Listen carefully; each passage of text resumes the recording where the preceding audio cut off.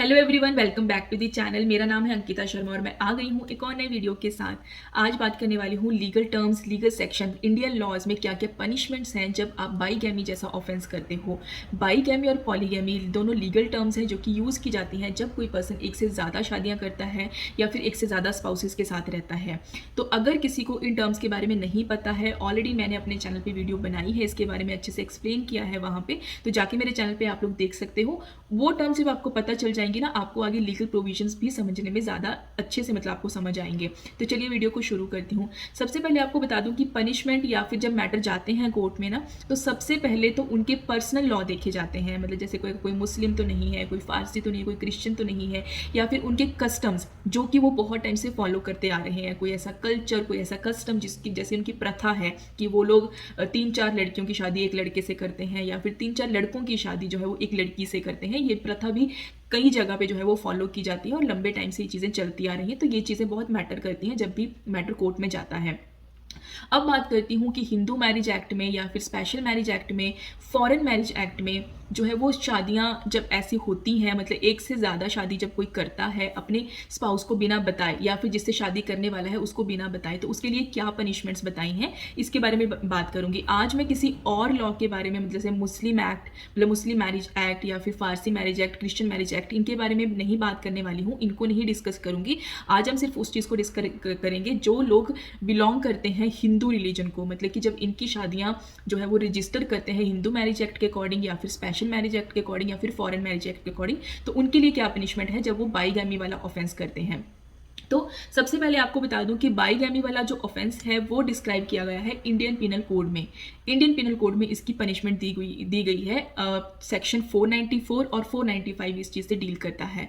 494 जो सेक्शन है वो डील करता है कि जब आप शादी करते हो दूसरी, या फिर अपनी जो फर्स्ट वाइफ है या फिर फर्स्ट हस्बैंड है उसके होते हुए, उसके ज़िंदा होते हुए आप जो है वो अभी तक डिवोर्स नहीं हो, मतलब आपका लीगली डिवोर्स नहीं हुआ है, आप बेशक सेपरेट रहते हो लेकिन डिवोर्स नहीं हुआ है आपका भी, आपको पता है कि वो पर्सन कहाँ रहता है, वो पर्सन मिसिंग नहीं है, और मिसिंग होगा अगर तो उसके लिए 7 साल का वेट फिर भी आपको करना पड़ेगा। 7 साल से अगर मिसिंग है तब आप अलाउड हो जाते हो, लेकिन वो मिसिंग नहीं है, आपको पता है वो कहाँ रहता है, उसके बावजूद अगर आप दूसरी शादी के लिए कॉन्ट्रैक्ट करते हो या फिर रिचुअल्स भी फॉलो करते हो शादी करने के लिए, तो आप ऑफेंस करते हो जो कि पनिशेबल है under section 494 of the IPC.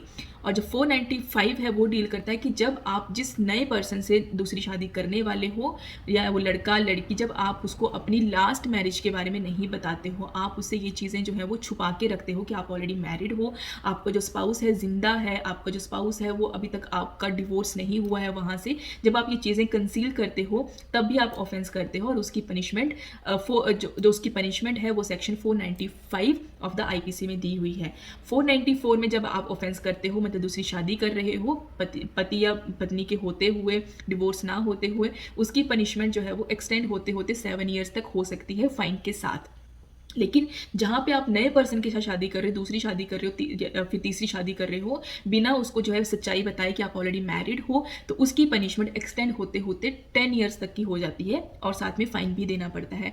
ये बात हुई जब आपकी शादी हिंदू मैरिज एक्ट के अकॉर्डिंग जो है वो आपने रजिस्टर करी है, उनके लिए सीधे सीधे आईपीसी के ये वाले सेक्शन जो है वो डील करते हैं जब आप बाईगैमी वाला ऑफेंस करते हो। अब बात करती हूँ जब आप अपनी मैरिज जो है वो रजिस्टर करते हो स्पेशल मैरिज एक्ट के अकॉर्डिंग। स्पेशल मैरिज एक्ट में सेक्शन 44 है जो सीधा सीधा कहता है कि अगर कोई पर्सन जिसकी शादी इस मैरिज एक्ट के अकॉर्डिंग रजिस्टर्ड हुई है, अगर वो दूसरी शादी करता है, बाईगैमी वाला ऑफेंस करता है, तो उसको डायरेक्टली जो है वो पनिशमेंट दी जाएगी under section 494 of the IPC, मतलब कि डायरेक्टली डील करेगा आईपीसी का सेक्शन। तो मतलब अगर आपकी शादी रजिस्टर्ड हुई है स्पेशल मैरिज एक्ट में, तो उसमें जो प्रोविजन है, उसमें जो सेक्शन है वो है सेक्शन 44, जिसके अंडर आप जो है वो अपना मैटर लगा सकते हो कि इस पर्सन ने जो है वो बाईगैमी वाला ऑफेंस किया है और उसको पनिशमेंट मिलनी चाहिए सेक्शन 494 और 495 ऑफ द आईपीसी। तो सेक्शन डील वही करेंगे, इंडियन पिनल कोड ही डील करता है पनिशमेंट देने के लिए, बट एक्ट का जो प्रोविजन है वो है सेक्शन 44। आप अपने एप्लीकेशन मूव करोगे सेक्शन 44 के अंडर, अगर आपकी मैरिज रजिस्टर्ड हुई है स्पेशल मैरिज एक्ट के अकॉर्डिंग।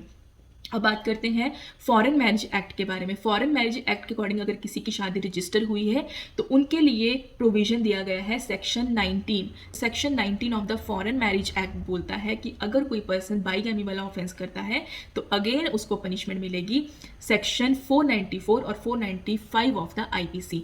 बेसिकली बाईगैमी की जो पनिशमेंट है वो देता इंडियन पीनल कोड ही है। जब भी आप ऐसा कोई मैटर कोर्ट में लगाते हो या आपके अगेंस्ट कोई मैटर लगाता है तो आपकी पनिशमेंट जो दी जाएगी वो इंडियन पीनल कोड के हिसाब से ही दी जाएगी। बट फर्क आता है कि आप अपनी एप्लीकेशन कौन से सेक्शन के अकॉर्डिंग मूव करोगे। वो है अगर आपकी शादी हिंदू मैरिज एक्ट में अगर रजिस्टर हुई है तो आप वो वाला सेक्शन लगाओगे, स्पेशल मैरिज एक्ट में अगर रजिस्टर हुई है तो आप वो वाला सेक्शन लगाओगे, अगर आपकी फॉरेन मैरिज एक्ट के अकॉर्डिंग शादी हुई है रजिस्टर हुई है तो आप उस सेक्शन के अकॉर्डिंग अपनी एप्लीकेशन जो है वो मूव करोगे। तो ये है लीगल प्रोविजंस, लीगल सेक्शन जो कि हिंदू रिलीजन को फॉलो करने वाले लोगों के लिए बताए गए हैं कि अगर वो कोई बाईगैमी मतलब एक से ज़्यादा शादियां करता है या एक साथ 2 लोगों से या फिर 3 लोगों से शादी करता है तो वो इंडियन पीनल कोड के हिसाब से उनको पनिशमेंट दी जाएगी, क्योंकि उनकी शादी जो वो दूसरी करते हैं वो नल एंड वॉइड होती है, उसकी कोई वैलिडिटी नहीं होती है। तो आई होप आपको वीडियो थोड़ी सी यूजफुल ज़रूर लगी होगी। नेक्स्ट वीडियो में मैं बात करने वाली हूँ मुस्लिम मैरिज एक्ट के बारे में या फिर क्रिश्चियन मैरिज एक्ट के बारे में, फारसी मैरिज एक्ट के बारे में, जो कि पर्सनल एक्ट्स हैं उनके रिलीजन के हिसाब से। तो उनमें क्या क्या पनिशमेंट दी गई है अगर कोई बाईगैमी जैसी ऑफेंस करता है, इसके बारे में बात करेंगे। और आने वाली वीडियोस में ये भी बताने वाली हूँ कि अगर कोई दूसरी शादी कर ही लेता है तो उसकी वैलिडिटी कैसे बनती है, कौन सी ऐसी कंडीशंस हैं जो बन जाती हैं जब आप अपनी शादी को वैलिडिटी दिलवा सकते हो। तो आई होप आपको वीडियो यूजफुल लगी होगी। अगर लगी है तो लाइक करके जाना, कमेंट करना, और कुछ हेल्प चाहिए होगी तो प्लीज़ ईमेल करना, कमेंट करके भी पूछ सकते हो आप लोग। तो सब्सक्राइब कर लो चैनल को, आने वाली वीडियोस में बहुत हेल्प मिलने वाली है आपको आपकी डेली लाइफ में। तो मिलती हूँ नेक्स्ट वीडियो में, आज के लिए बाय बाय।